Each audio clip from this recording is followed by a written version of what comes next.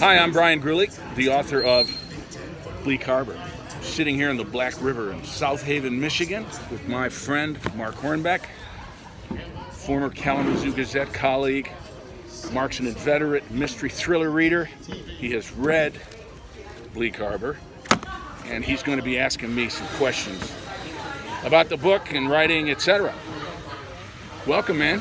Hey, how's it going, girls? Pretty good. Here we are. Pretty good. Got some cold ones? Yeah, buddy. So, what would you like to know? Hey, well, let's start off with the title of the book, Bleak.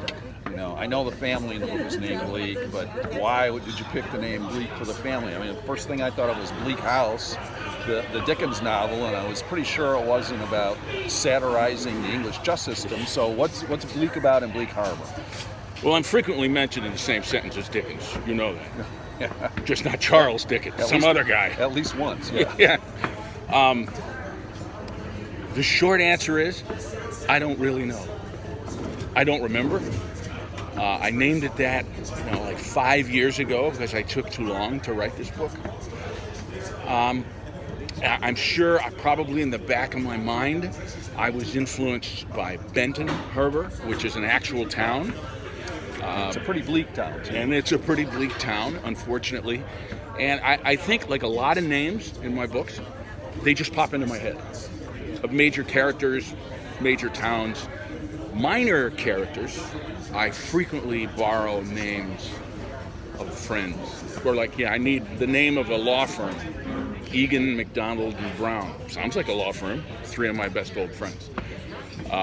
In fact, there's a Fritz Hornbeck in Starvation Lake, named partly after Mark. So I didn't answer your question very well. I don't really know, but okay.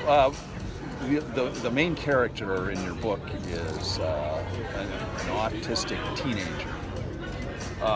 Danny Peters. Yes, Danny Peters, and you mentioned to me at one point that, geez, he's not really a cuddly character.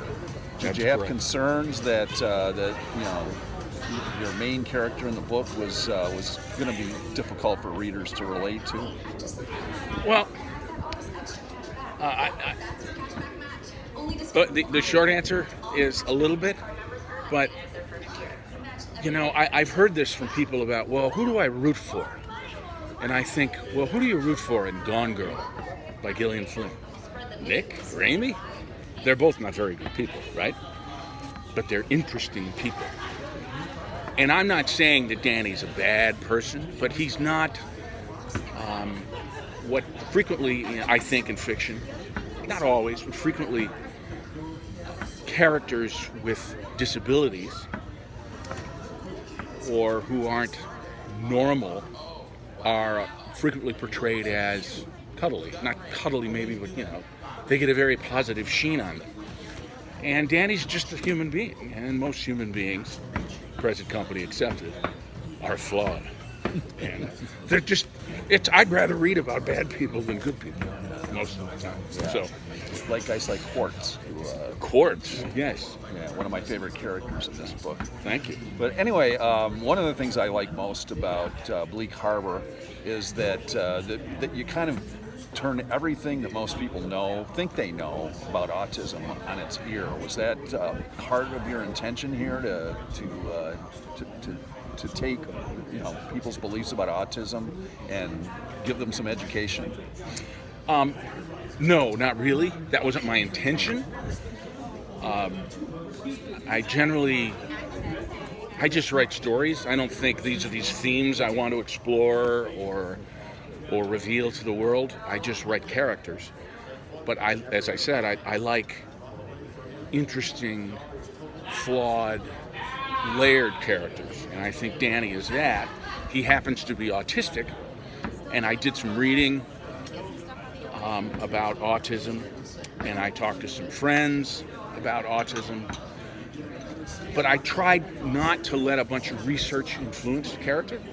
Once I met Dennis Lehane once at some book thing, and I asked him about the prologue in his book, The Given Day. And the prologue is about Lou Gehrig and Babe Ruth. And I asked him if he did a bunch of research on Gehrig and Ruth, and he said no, because I didn't want it to influence me. I felt I knew them well enough, and I wanted these two guys to be real. And then he went back and did a little checking on this and that to make sure he didn't have things that were radically off base. And I think I did some of that with Danny. I know, even though he has autism, I just treated him as a kid, a 15-year-old kid. And let's face it, 15-year-old kids, without whatever, they can be little shits. I think it works very well. Thank you. As I've heard you say that the Bleak Harbor is kind of based on Saugatuck, Michigan, which is about 10 miles north of where we are right here. Right. Did you think that that Saugatuck was a good town as a setting for a novel, or just did you pick Saugatuck because you're familiar with it? What's the background there? I forget why Pam and my wife and I were in Saugatuck for something, and I wandered around, and it's similar to Bleak Harbor in that Saugatuck, the town doesn't really sit right on Lake Michigan. There's a bay, an inland bay, with the town that surrounds the bay and a channel that winds out to the big lake. And I for some reason, I like that.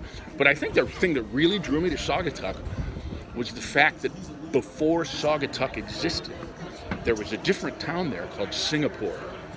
It was a timber mill, and it supplied lumber to Chicago after one of their colossal fires. I think even before the fire of 1871.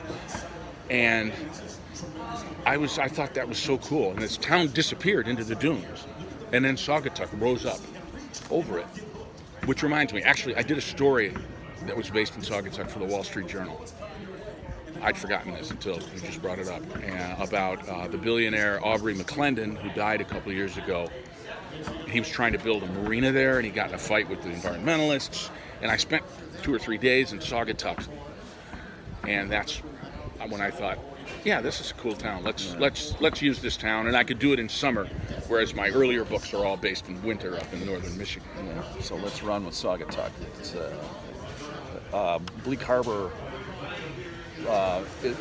You get vivid images of Bleak Harbor as you're reading this novel. You've always been a detail writer, even as a newspaper reporter, where you do a really amazing job of setting the scene by focusing a lot on details so people can picture things. Right. And you can picture Bleak Harbor here. It's Thanks. As you mentioned, I'm an avid mystery fan. I read a lot of heavier stuff for my job, and for all the jobs that I've had.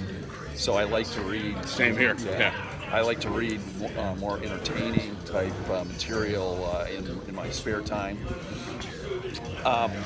And as a mystery aficionado, I love thrillers that have a good payoff, meaning the twist that happens near the end and the conclusion is satisfying. And this is the thing that I like the very most about Bleak Harbor. It's one of the best payoffs that I've ever read, which also means that the setup for the payoff must have been well done, or the payoff doesn't work. You have to set it up so that the payoff seems feasible. Right. And I know that you say that you just start off with sort of a germ of an idea. That's true. And just kind of take it to fruition. I kind of vaguely have the ending, but go ahead. Yeah, but it seems to me you must have had setup and payoff in mind as you were writing this novel, because it's just so effectively done. Thanks for saying that. I would say, yes, I generally start with a vague idea. Here's my setup. Autistic boy gets kidnapped, and his parents have a bunch of secrets in their own lives that may have contributed to Danny being in danger. And I had a kind of an idea of how it would end. And there are 2 or 3 elements to the ending that I think all work together, and we won't get into them because I don't want to spoil it for any readers. One of them I knew for certain this would happen by the end of the book. The other couple I didn't really know until I got into the book. And one of them involves, and I'm not giving away much here, the fact that the matriarch of the Bleak family, who is sort of sodden, alcoholic, the widow of one of the Bleak descendants. Her name is Serenity. She cuts this deal with the devil with all the municipalities that she'll give them her $300 million, whatever it is, fortune if they rename all the Bleak things to Serenity. Serenity Bay, Serenity Harbor, Serenity County, etc. And that's it leads to one of the payoffs. And first of all, I didn't know that Serenity was going to do this until I started writing it. And I questioned my sanity several times. Going, why the hell am I doing this? But in the end, it works, I think. It works very well. It's a very organic process for me. I don't plot ahead of time like Jeffrey Deaver. I read, he does these 200-page outlines, and then he writes the book from an outline, and it sounds like fun. Because I have a day job at the moment, I don't have the luxury of doing that. I just got to do the book and figure it out as I go. And if I end up just doing fiction at some point in the future, then we'll find out. Maybe I'll do more outlining, but I kind of doubt it. I need to get the characters on the page and get them to start acting. So the characters actually come to life during the process of writing. For me, yes. Yeah. Like you mentioned Quartz, for instance. So Quartz, he has a different real name, but nobody knows what it is. He's a former NSA spook. He's on the run from the government because he leaked some stuff to the media, and he fixes things for wealthy people and corporations. And when I didn't know all that. When I first wrote Quartz, he was supposed to be in one scene for maybe a couple of pages. But then, you get there and you have to describe him, and then you're like, well, who is this guy and why is he here? And the next thing I know, Quartz is one of the 5 or 6 major characters in the book. And I love the character. In fact, one of my author buddies, Mark Hornbeck, said, why didn't you just write the whole book about Quartz? I'm like, well, I'm a little late for that. But that doesn't mean I won't write a book about Quartz in the future. So you developed a following based on your 3-book Starvation Lake series.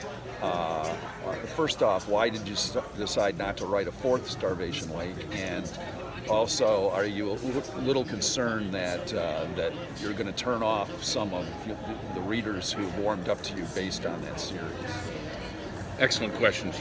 So, after the accidental trilogy that Starvation Lake was, I didn't mean it to be a trilogy. In fact, I wrote a 4th book in the middle of it that I threw away. We'll come back to that right at the end. But I thought I was done with Starvation Lake. My publisher at the time offered me 2 more Starvation Lake books, and I actually did a summary of what one of them might have been, but it wasn't getting me going. And there were other editors at other houses saying, you should try something else. Of course, for their own purposes. They're not going to benefit from Starvation Lake. And I ended up writing Bleak Harbor. As far as, will it turn off my old fans? I don't think so. And my publisher, Thomas & Mercer, Amazon Publishing, they don't think so. They think that it contains some of the same elements, particularly the fact that the setting becomes sort of a character, Bleak Harbor does, and that it's a good story. At least that's what they tell me. So I don't think it was. It's not a radical departure from Starvation Lake, although there are some different things. It's written in present tense instead of past. It's written from multiple points of view instead of the narrator, the first-person narrator, Gus Carpenter. So let's hope. I hope it doesn't turn off those people because they were great to me. Yeah, and actually the Starvation Lake series set up an entree to Bryan Gruley for some of those readers, and so hopefully it'll work out. I liked what he did there. Let's see what he does here. My publisher says when Bleak Harbor comes out later this year, that people who are new to me will go back and read the others and read my books. At least I hope that's true. Yeah. Well, what does the future bring? I understand that there's another book on the way with the Bleak Harbor as a setting. Yes, I owe Amazon another book, So I'm about 3/4 done writing it, although it's a mess, as books tend to be at this stage. And then I'll rewrite it, and then it'll go to my fantastic editor, Caitlin Alexander, I hope. And Caitlin and I will work together and make it better, as she did with Bleak Harbor. She was brilliant. It's called Purgatory Bay, and without giving away too much, it's about a young woman, youngish, late 20s, early 30s, who was grievously wronged as a girl, and now, many years later, she is going to reconcile her past with her present, and it's heartbreaking what's been done to this woman. Her name is Jubilee Rathman, and what happens is it's way darker, I think. Bleak Harbor, I like to tell friends, this makes Bleak Harbor look like a Flintstones episode. It's not quite that extreme, but it's dark, and the name suggests it, Purgatory Bay. So that'll be fun. So to wrap up, I'm going to tell a story about Mark here. Back when I wrote Starvation Lake, it was published in March of 2009, and that was the first of a 3-book deal, and I had written a second book. That was, it sucked, to put it nicely. And I was on my tour, this thing I dreamt about my whole life, and I'm going to go on a book tour, sign books. And I was on my way up to Lansing and stopped in somewhere to have a hamburger, and my editor called me about this other book I'd written, and she said, you know, this needs a lot of work. Which was absolutely true, because it sucked. Didn't even have a title. That's how bad it was. And Which is weird, because editors always have good news, don't they? yeah, usually. And she was right. And so that night, I was in Okemos, which is near Lansing, at a bookstore there. And Mark was at the bookstore that night, not knowing what I was going through in the back of my mind. He raised his hand and asked, did it ever cross your mind that you might only have one novel in you? And I thought, yeah, about 30 seconds ago.